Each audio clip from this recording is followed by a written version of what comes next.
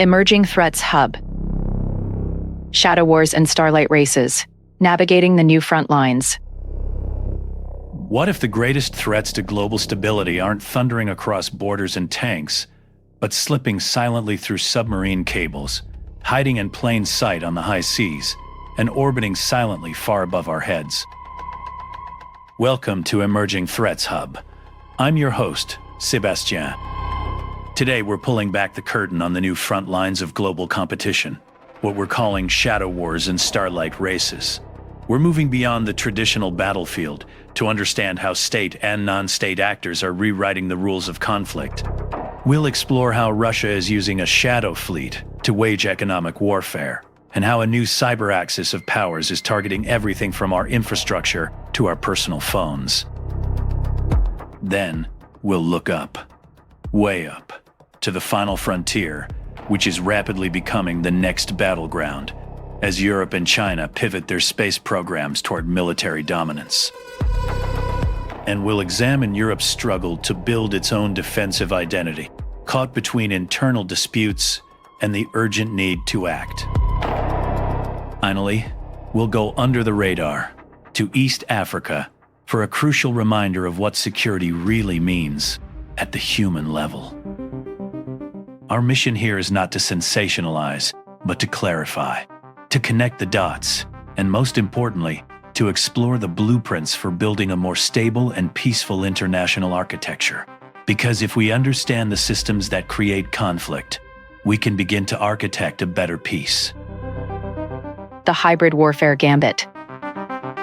Let's start in the dark, choppy waters of the Atlantic and the Mediterranean. For decades, our understanding of naval conflict was dominated by images of carrier strike groups and decisive battles.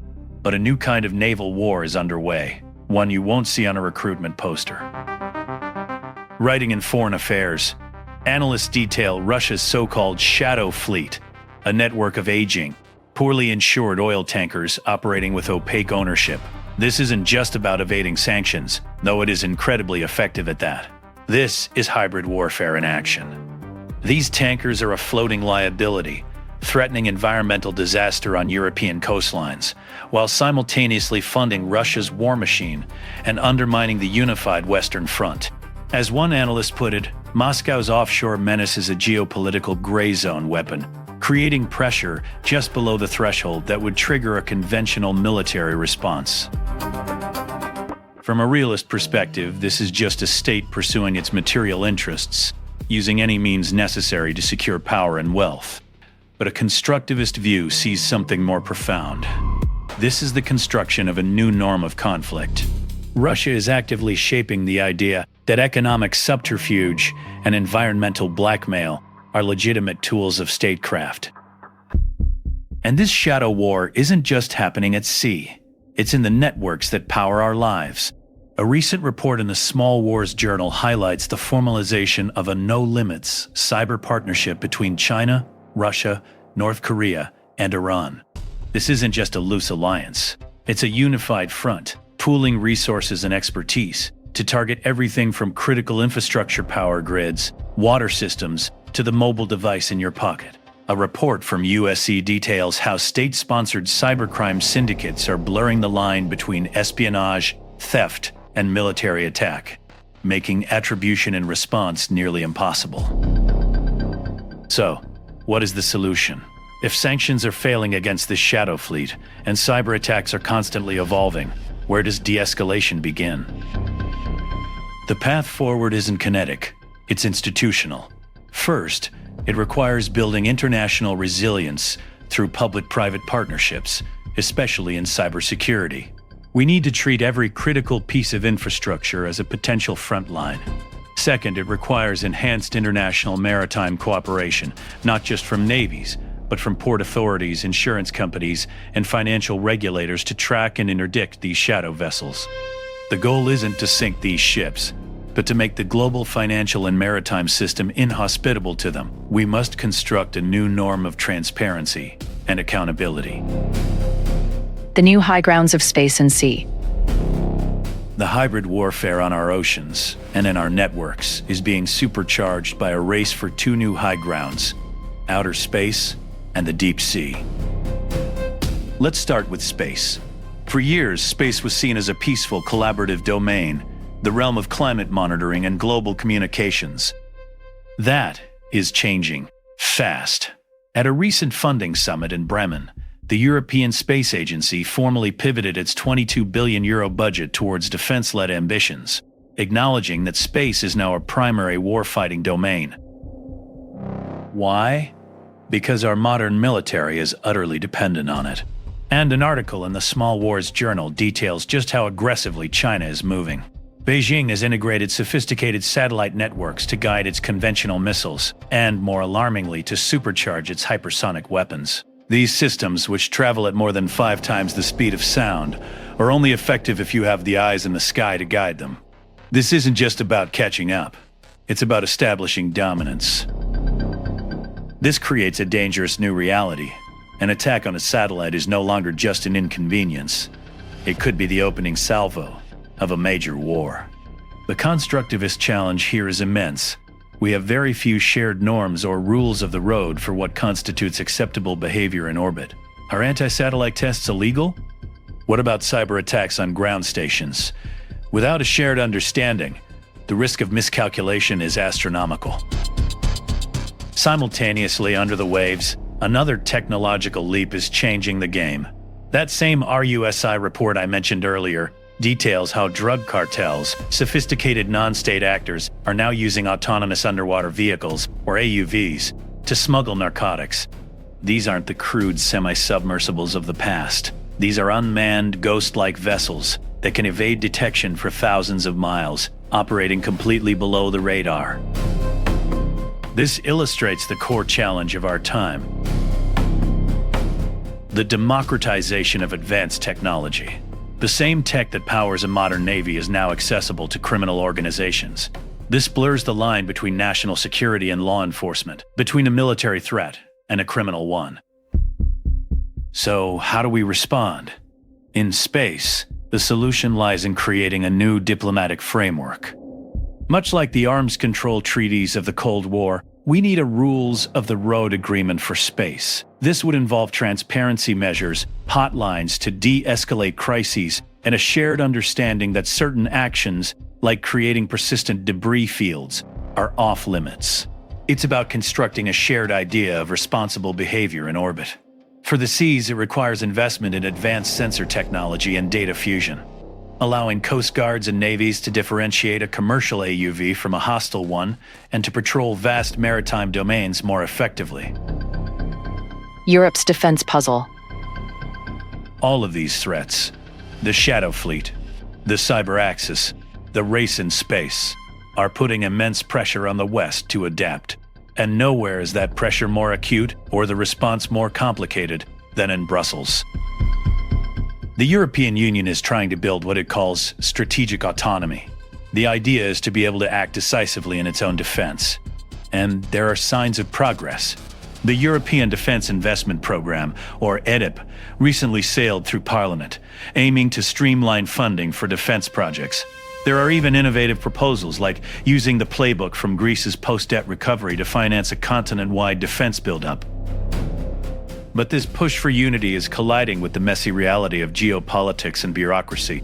For example, Greece is blocking Turkey's access to EU defense loans, not because of a NATO issue, but because of a long-standing bilateral dispute over the Aegean Sea. At the same time, EU countries are clashing over the very rules for approving defense projects, with some fearing that streamlined processes will erode national oversight. This is a classic case of conflicting social constructions. On one hand, you have the emerging European identity, which seeks security through collective action. On the other, you have powerful national identities, Greek, Turkish, French, German, that perceive the world through their own historical and strategic lenses. These competing ideas are creating political gridlock. The realist would look at this and say it's inevitable. States will always prioritize their own self-interest over collective security, and there's truth to that.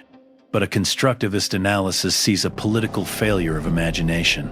The EU has not yet succeeded in constructing a shared European strategic identity powerful enough to overcome these narrow national interests. So, what's the solution? It's not just more money. It requires a political and intellectual shift. Europe's leaders must invest as much in building a shared narrative and a common strategic culture as they do in tanks and jets. This means creating transparent procedures that all members trust. It means finding creative diplomatic solutions, like linking the resolution of the Aegean dispute to broader economic incentives.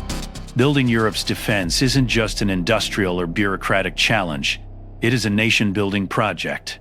It's about constructing a shared we before the next crisis forces a divisive us versus them. Under the radar. And now, time to go under the radar. This week, we're shifting from the high-tech front lines to a story you probably haven't seen in the headlines, but one that cuts to the very heart of what stability actually means.